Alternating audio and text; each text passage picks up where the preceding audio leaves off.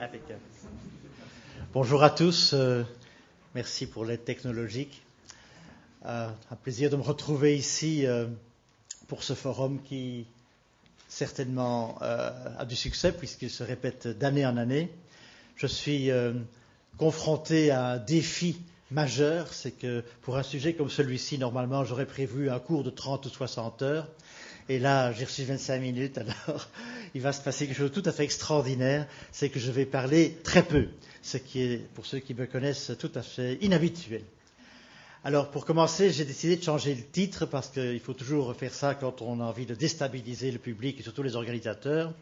Alors, en me disant qu'il ne fallait pas être trop apologétique sur ce genre de sujet, je me suis dit que je vais peut-être dire autre chose. Et en fait, j'ai ajouté quelques points d'interrogation. Parce que, est-ce que cette convergence est vraiment toujours accrue, ou si elle l'est, jusqu'à quel point?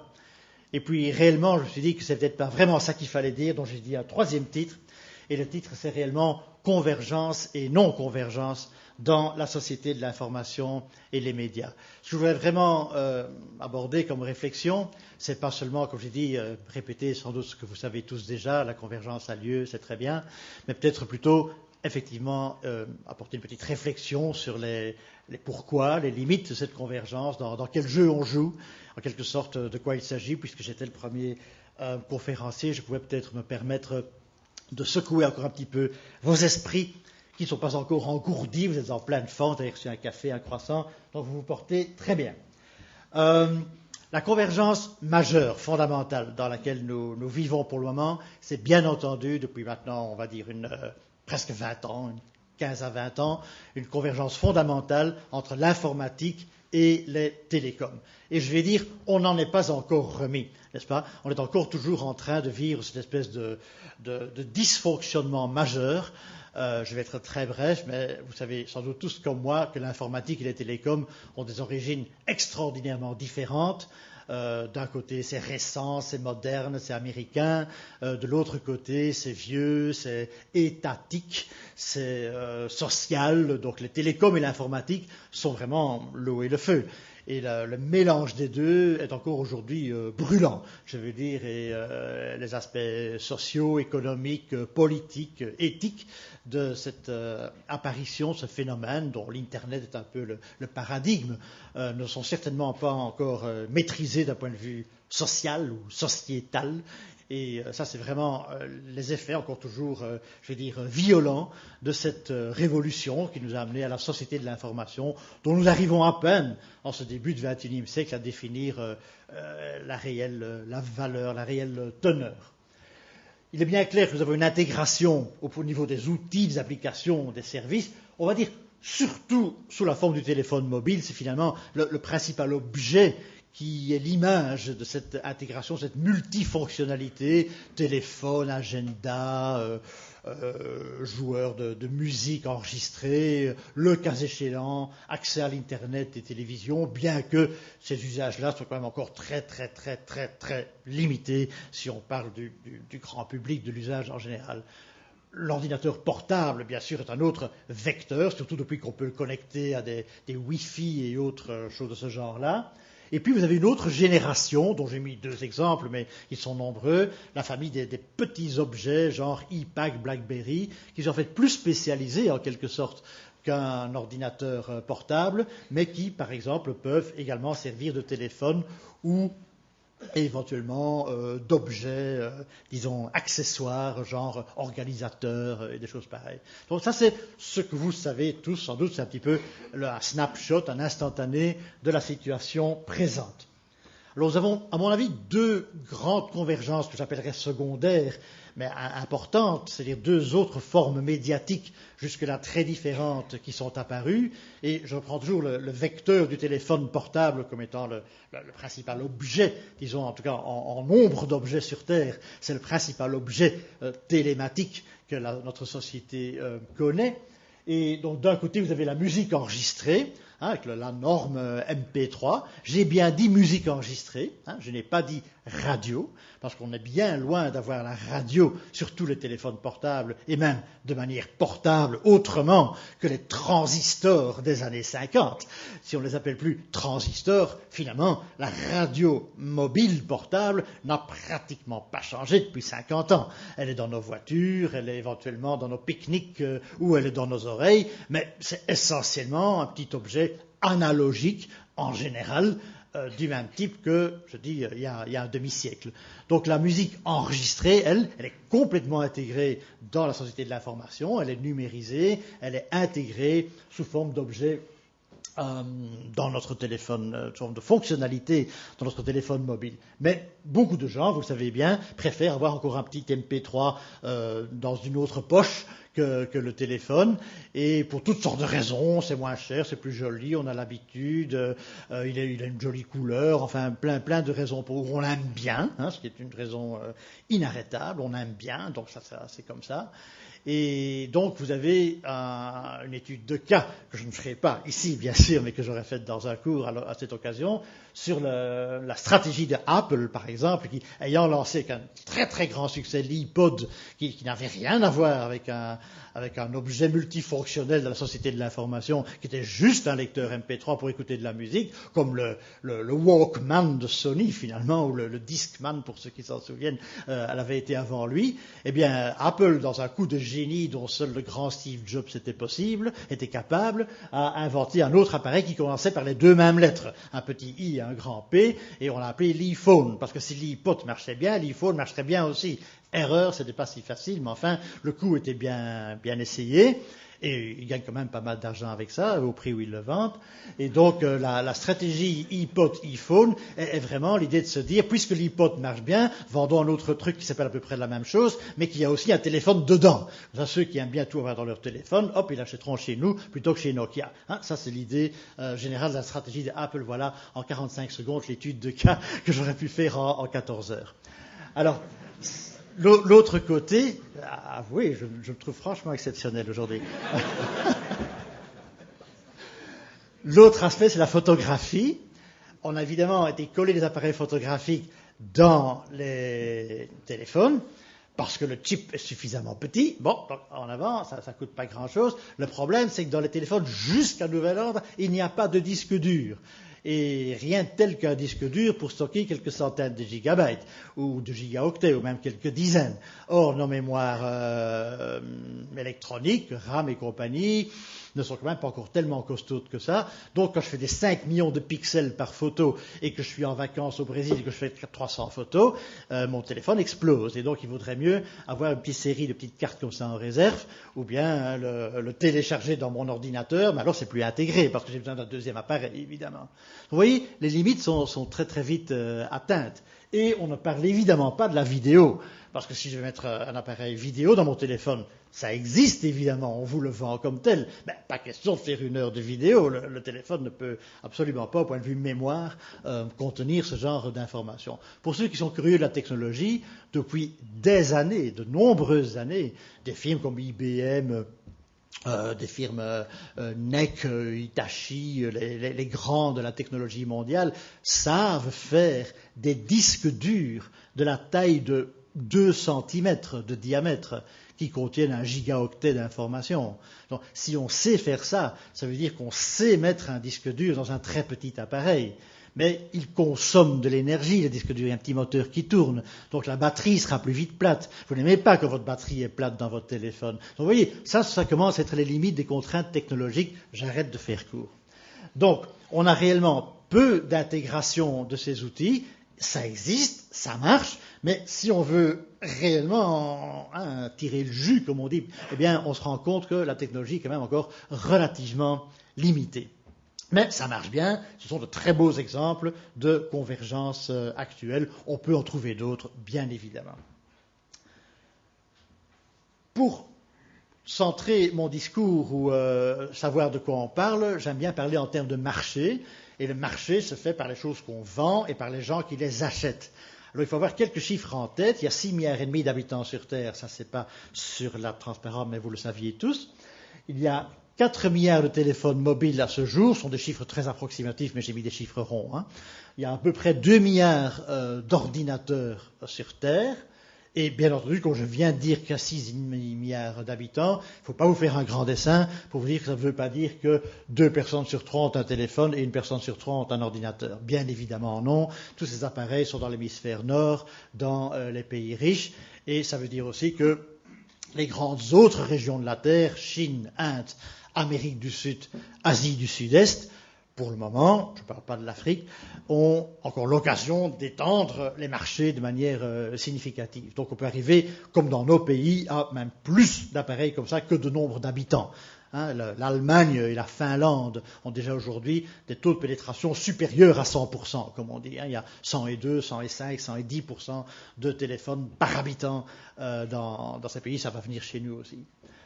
Les ordinateurs encore plus, vous avez un ordinateur au bureau, à la maison, un portable, etc. Donc le nombre d'ordinateurs par personne est bien supérieur à 1 dans nos pays, et bien sûr très très petit dans d'autres endroits du monde. Donc ça, c'est les deux grands chiffres qui peuvent nous dire où en est-on dans ce nombre d'appareils. Des milliards d'appareils, c'est un marché énorme. Si vous pensez à 10% de renouvellement par an ou à 20% d'achat d'accessoires par an, c'est assez pour faire marcher une industrie colossale, plus les marchés en croissance, Chine, Inde et compagnie. Donc ça marche très bien. Mais vous avez 2 milliards de récepteurs TV et 3 milliards de postes de radio sur Terre. Et ceux-là ne sont pas intégrés dans la société de l'information, n'est-ce pas? Ils sont essentiellement analogiques, l'immense majorité d'entre eux. Donc là, pour ceux qui rêvent en termes de stratégie, les Alcatel, les Toshiba, les Sony, les IBM de ce monde, et les Google et tous les petits qui sortent de l'université et qui se disent « moi aussi, je vais faire ma firme et avoir ma photo sur la couverture de Fortune Magazine », pour tous ces gens-là, il est bien clair que le marché, il est là, n'est-ce pas? Le marché, c'est la radio et la TV, parce que là, tout est à faire. Tout est à faire parce qu'en plus, la TV n'est pas mobile, n'est-ce pas? Vous vous rendez bien compte que la TV en est aujourd'hui, au début du XXIe siècle, exactement au stade où on était la radio il y a 60 ans. On va s'asseoir devant la TV comme moi j'allais m'asseoir devant la radio chez mes parents quand j'étais petit. D'accord? Devant un meuble. Donc, quand on pense à ce que le téléphone est devenu, parce qu'on allait aussi là où le téléphone était. Maintenant, le téléphone est dans notre poche, la radio est dans notre voiture et ou dans notre poche. Donc, il y a l'évidence même que la télévision pourrait être dans notre poche. Et là, vous avez un marché qui dit ces 2 milliards de récepteurs TV, qui eux sont réellement regardés par 6 milliards de gens, parce qu'un poste de TV est regardé par beaucoup de gens à la fois, n'est-ce pas? Ces 2 milliards de récepteurs TV pourraient devenir 4 milliards de TV portatives, dans le téléphone ou pas. Ça, on verra bien, mais dans la poche des gens. D'accord? Et alors la TV devient toute autre chose. Et ça, c'est vraisemblablement la prochaine grande convergence que nous allons voir, c'est celle du monde des médias, télévision et radio, surtout télévision, parce que c'est aujourd'hui l'impact le plus fort dans notre société contemporaine, avec ce monde informatique télécom qui, comme je dis, est encore en cours de fusion actuellement. Alors j'ai mis bien, avec une certaine prudence, le mot espérer, avec des grands points d'interrogation à cet endroit-là, parce qu'elle est espérée par qui? Par vous, par moi, par les vendeurs, par la RTBF, par CNN, par qui est-ce qu'elle est espérée? Par ceux-ci.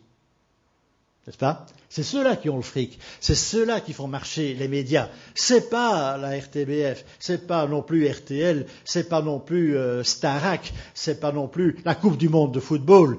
Ce sont ceux qui mettent leur pub sur l'image de la chose en question. C'est ceux-là qui font l'argent de la télévision, n'est-ce pas? Jupiler League s'appelle la coupe de football. Tiens, on n'a jamais vu un joueur boire une canette pendant qu'il joue, mais le simple mot de dire Division 1 en Belgique, non, doit se traduire par Jupiler League. Et ce n'est qu'un exemple parmi 100 000, évidemment. Donc, moi, quand je regarde un match de football à la TV, je suis toujours gêné par ces trucs qui changent tout le temps derrière les joueurs, là. Toshiba, Siemens, Toshiba, Siemens. Où est le ballon, d'accord? Et donc, ça, c'est bien le but, bien sûr, des annonceurs, c'est que l'attention soit attirée par la pub. Donc, les fournisseurs de contenu, c'est ceux qui ont l'argent en main, bien entendu. Et ceux-là se disent, si je pouvais, un slide précédent, si je pouvais mettre ma pub dans la main des gens, sous leur nez, à 30 centimètres, évidemment, je vendrai encore plus mes appareils que si je dois le mettre sur une télévision générique que tout le monde se regarde, et où je dois encore me dire que si c'est la Coupe du Monde de foot en Corée et au Japon, comme ça a été le cas, il faut changer le lettrage, par exemple, online. Vous savez qu'on sait faire ça pendant que vous voyez le match de foot. Là où c'est réellement écrit en chinois ou en japonais, en Amérique, en Europe, on le voit écrit dans une autre langue. Ça, ce n'est jamais qu'un des miracles de la télévision où on croit ce qu'on voit, avec en général un sentiment tout à fait erroné. Alors, l'enjeu, donc, c'est de savoir si la télévision devient mobile. Les technologies sont là. Ça, c'est la norme européenne, Digital Video Broadcast terrestre. Ça, c'est en français. Télévision numérique terrestre. Ça, c'est en anglais, Digital Terrestrial Television. Et si ça rentre dans le téléphone mobile, alors c'est ça, c'est Digital Video Broadcast to the handheld. Handheld, ce qu'on tient en main, n'est-ce pas? Ça, c'est la norme DVB-H. Ça marche très bien. Vous allez au magasin aujourd'hui, acheter un Nokia N quelque chose, un Motorola je ne sais pas quoi, et vous n'allez rien voir du tout parce que personne n'émet de la télévision comme ça aujourd'hui, n'est-ce pas? Sauf si vous avez la chance d'habiter à Gand ou à Hasselt ou quelques villes riches de notre pays. Et à ce moment-là, vous aurez des tests DVB-H qui existent et qui fonctionnent très bien. D'accord? Mais purement au niveau expérimental. Mais ça prouve que la technologie est là, c'est une décision politique, économique, sociale, de mettre ces services en œuvre. Attention, si vous êtes intéressé par un réel de technologie, la télévision couplée avec le téléphone mobile ne veut pas dire que la télévision arrive par le canal du téléphone, comme aujourd'hui si vous avez un téléphone 3G. Les téléphones 3G, vous savez voir, la télévision, elle arrive par le fil du téléphone, mais par l'onde du téléphone, par votre abonnement Proximus base Mobistar. D'accord? Si vous avez un téléphone comme ça, c'est un téléphone avec deux antennes, une antenne pour le téléphone comme d'habitude, et une autre antenne pour recevoir la TV. Il faut donc que cette TV soit émise par une série d'autres antennes qui devront être aussi nombreuses que les antennes GSM d'aujourd'hui, et que d'ailleurs on va installer sur les mêmes poteaux que les antennes GSM, pour quand même au moins ne pas doubler le nombre de poteaux. D'accord? Décoratif qu'ils soient. Bon.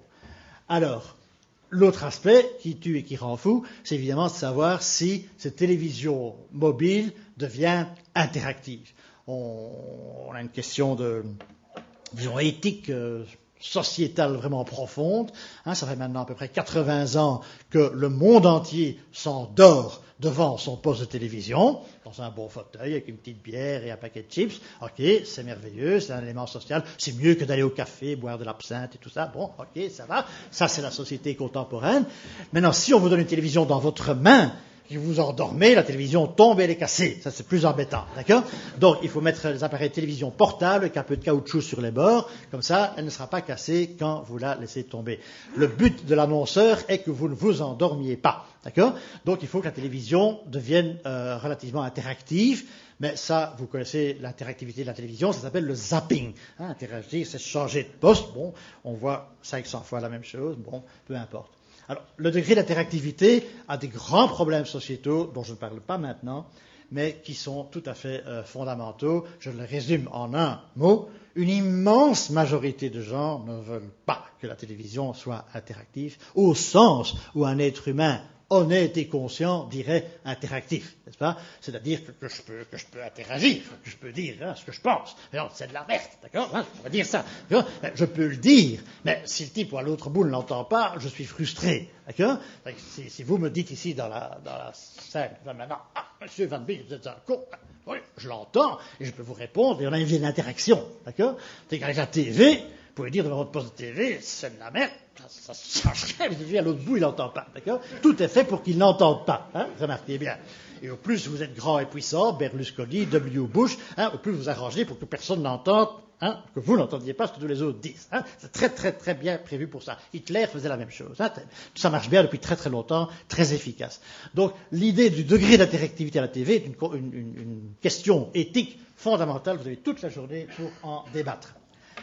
Alors, Pour vous amuser et pour faire honneur à mon titre, je vous donne 2 grands exemples de non-convergence. Je pourrais en donner beaucoup aussi, n'est-ce pas? Je vais aussi regarder l'heure, puisque j'ai dit que je m'arrêterai à 10 heures. C'est raté, je ne m'arrêterai pas à 10 heures. Je vais faire de mon mieux. 2 bons exemples de non-convergence. Je ne m'arrêterai pas beaucoup plus tard. La presse écrite, les journaux, les magazines. La presse écrite ne s'est jamais aussi bien portée qu'en ce début de XXIe siècle. Tous les records du monde sont battus d'année en année. On imprime 500 millions. Il n'y a que 6,5 milliards d'habitants sur Terre. On imprime 500 millions de journaux quotidiens, par définition, tous les jours, puisqu'ils sont quotidiens. D'accord? 500 millions. Et en général, le lendemain, on les jette. D'accord?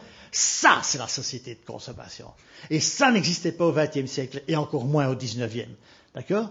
Et ça n'a rien à voir avec l'informatique, avec Internet, avec les télécoms, c'est du papier. D'accord? Et rassurez-vous, on ne coupe plus des arbres pour faire du papier de nos jours, on fait grandir des arbres pour faire du papier. Et on les fait grandir plus vite qu'on ne les coupe. Ça, c'est fort. Mais les Japonais savent faire ça, réellement. D'accord? C'est pas une plaisanterie. Donc, le problème du papier n'est plus un problème.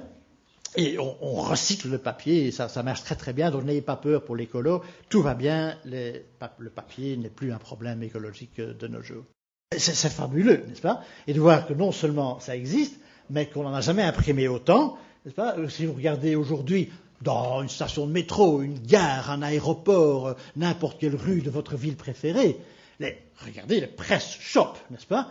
Ils n'ont jamais été aussi grands, il n'y a jamais autant de magazines, et des gros, en couleur, et du gros papier bien épais, qui coûte bien cher, d'accord? Et ça se vend, et c'est un marché extraordinairement profitable, qui n'a absolument rien à voir avec la version papier. Il y a des années, rien à voir avec l'informatique, il y a des années qu'on nous parle de e-books, e-news, e-whatever, où ils sont nulle part. Au lieu de ça, vous avez Métro. Vous connaissez Métro, dans le métro, il y a Métro, le journal qui s'appelle Métro. Et vous avez Métro est une multinationale, n'est-ce pas, qui est d'origine suédoise, et aujourd'hui se trouve dans un nombre incroyable de pays du monde, du papier, n'est-ce pas? Et des millions de gens qui ont leur ordinateur en poche et leur GSM, leur GPS, leur MP3, le machin, ils prennent le métro, avec le métro en main, d'accord? Et leurs mains sont toutes noires. Ça, c'est les non-convergences de la société de l'information. Je trouve ça assez fabuleux. Parce qu'en plus, il y a des sites web, évidemment. Mais ces sites web ne sont juste là que pour vous appâter, pour vous laisser voir les news, encore une fois de plus le soir, etc. Mais vous achetez quand même votre journal le lendemain matin. Deuxième non-convergence tout aussi fabuleuse, le cinéma en salle. Alors, on nous bassine avec la mort du cinéma, on nous bassine avec le DVD. Voyons les faits. Je suis un bon Bruxellois. J'ai lu il n'y a pas longtemps que dans les années 60, à leur apogée, il y avait 105 salles de cinéma à Bruxelles. Ouvrez votre journal et comptez aujourd'hui, il y en a 70. Il y a 70 salles de cinéma à Bruxelles aujourd'hui. Par rapport à 105 il y a 50 ans, la crise n'est pas visible, parce que vraisemblablement, les 70 d'aujourd'hui sont plus grandes et mieux fréquentées que les 105 d'il y a 50 ans. Et en plus, on joue les films beaucoup moins longtemps. Dans le temps, on jouait les films des semaines, même des mois, quand ils avaient du succès. Maintenant, il faut chercher, si on a raté le film à sa sortie, on le trouve plus nulle part au cinéma, on attend le DVD. D'accord? Donc ces deux usageries sont bien couplées, le cinéma en salle et le DVD. Mais le cinéma en salle, il est sur pellicule, n'est-ce pas? Il est analogique. Et faites un petit compte. Vous aimez la Belgique? Lisez cinebelle.be, un des plus jolis sites de cinéma pour la Belgique, si vous aimez la Belgique et le cinéma, bien entendu. Toutes les semaines, sur cinebelle.be, il y a toutes les sorties de la semaine. Il y a au moins une demi-douzaine de nouveaux films en Belgique chaque semaine. Et la Belgique est un tout petit pays, d'accord? Donc il y a effectivement des dizaines, j'étais très conservatif, j'aurais pu dire des centaines de nouveaux films dans le monde. Pensez à l'Inde, Bollywood, pensez aux États-Unis, pensez au monde entier. Combien de nouveaux films sortent par semaine? Et chacun est copié pour chaque salle, n'est-ce pas, sur de la pellicule. Kodak, 3M, BASF, Hitachi, c'est eux qui font ça. Ils n'ont pas envie que ça change, évidemment, d'accord? Parce que sinon, il y aura du chômage et la crise et blablabla, d'accord? Donc, il y a là des lobbies immenses, des freins économiques, sociétaux, avec lesquels on ne rigole pas, n'est-ce pas, qui vont exactement contre le cinéma numérique, qui par ailleurs a quand même encore quelques sérieux petits problèmes. Je ne vais pas faire court, donc j'en dis pas plus, mais c'est pas si simple. Donc là, un autre exemple, un beau contre-exemple, je trouve, qui nous interpelle un petit peu, en tout cas qui m'interpelle moi, et mon idée est de vous interpeller à vous, sur ces aspects curieux de non-convergence dans notre société. Tout va bien. Conclusion, mais évidemment, il y a 3 slides de conclusion. La première n'est pas de moi. Elle est d'un garçon tout à fait charmant qui est un peu plus vieux que moi, qui s'appelle Carlo de Benedetti. Ceux qui s'en souviennent est le monsieur qui avait voulu acheter la Société Générale de Belgique il y a une bonne vingtaine d'années. Quand on pense qu'après c'est devenu Fortis, on se dit qu'il aurait peut-être mieux fait que ce soit Carlo de Benedetti qui l'a. C'est rien, j'ai rien dit. Enfin, à l'époque, ça s'appelait Général de Banque. Mais il était aussi le patron de Olivetti, un homme curieux, un très grand chevalier de l'industrie, un homme exceptionnel. Je parle sans blague, je l'ai observé plusieurs fois et je l'ai vu et entendu. Et un jour, en dehors de son discours, dans un lunch talk, comme on dit, il a sorti cette phrase fabuleuse en 94. We are living in a period of creative confusion. C'était la première fois de ma vie que je voyais ces 2 mots l'un à côté de l'autre. Créativité, confusion. Et depuis lors, si je dois donner une caractéristique dans quel monde nous vivons, ça c'est le monde où nous vivons, n'est-ce pas? Ça c'est la situation. Et ce que je viens de vous raconter en quelques minutes aujourd'hui, c'est un autre exemple de ça. Convergence, oui, bien sûr, mais dans une confusion et une créativité tout aussi fabuleuse l'un que l'autre. Et c'est dans ce mélange de confusion et de créativité que nous devons vivre. Donc, ma conclusion à moi, si je dis un peu la même chose avec d'autres mots, c'est que bien entendu, les technologies aujourd'hui, aussi bien le matériel que le logiciel, bien évidemment, permettent une convergence très grande de nombreuses fonctionnalités. There is no limit, the sky is the limit, comme on dit. On peut rêver presque tout ce qu'on veut. Si c'est numérique, on peut y aller, c'est convergeable, c'est intégrable, ça va plaire, ce sera moderne. No limit. Les punks disaient no future et nous disons no limit. Ça, c'est aussi un changement en 20 ans. De nombreux utilisateurs sont contents de ça, parce qu'ils ont un appareil et beaucoup de fonctions. Et beaucoup de firmes en tirent un important bénéfice. Et encore une fois, si vous avez fait bien l'analyse, les principaux qui gagnent de l'argent, c'est les constructeurs de téléphones mobiles et tout ce qui en dépend, c'est-à-dire les opérateurs de télécommunications plus ou moins traditionnels, et finalement l'Internet. Quand vous analysez sérieusement les choses, c'est toujours les mêmes firmes. C'est les grands de l'informatique, c'est les grands des télécoms. Ça n'a pas beaucoup changé. Les Anglais disent une phrase merveilleuse. Plus se change, plus c'est la même chose, n'est-ce pas? C'est une vision anglo-saxonne très claire de la situation. Mais, bien entendu, ce que je viens de dire, c'est que des raisons économiques et sociétales, c'est-à-dire les firmes et le marché, ce qu'on appelle le marché, c'est vous, c'est moi, c'est surtout les gens dehors là-bas qui sont moins malins que vous et moi, c'est pas leur faute, et qui vont acheter, n'est-ce pas? Ils vont acheter. Ça, c'est le marché. Et les gens achètent, ça marche. Ils n'achètent pas, ça marche pas. Mais le but, c'est qu'ils achètent. Sinon, on appelle ça une crise, ok? Alors, on gagne plus si on est vendeur en vendant des choses différentes, ça c'est une vieille loi de l'économie, diversification, maximisation du profit, augmentation des marges, ça c'est l'économie. Et on aime bien, ça c'est un mot qu'on ne résiste pas, on aime bien avoir des objets différents. J'en ai mis quelques-uns au hasard, téléphone, GPS, appareil photo, t'as vu mon truc, t'as vu mon machin, regarde mon nouveau prol, regarde mon nouveau truc, et on adore ça fait de la conversation chez le coiffeur, au café du commerce, c'est merveilleux. Les consoles de jeux, n'est-ce pas, ne sont rien d'autre qu'un téléphone, un ordinateur portable et demain une télévision. Mais elles s'appellent Wii, elles s'appellent le PSP, elles s'appellent des choses comme ça. Et alors on paye, on achète quelque chose qui aurait pu être dans le même appareil qu'on avait déjà. Mais pour une raison étrange, n'est-ce pas, psychique, psychologique, sociétale, on achète un autre appareil. Idem pour les journaux, les magazines, etc. Donc même si on dépense plus, il y a une autre phrase, pas anglaise celle-là, qui est quand on aime, on ne compte pas. Et quand on aime, on ne compte pas, ça veut dire qu'on dépense et on diversifie. Et donc voilà, en quelques mots, je vais simplement essayer de vous montrer que si convergence il y a, non-convergence il y a aussi, et sans doute nous devons vivre encore une fois avec cette confusion créative pendant un certain temps. Merci beaucoup.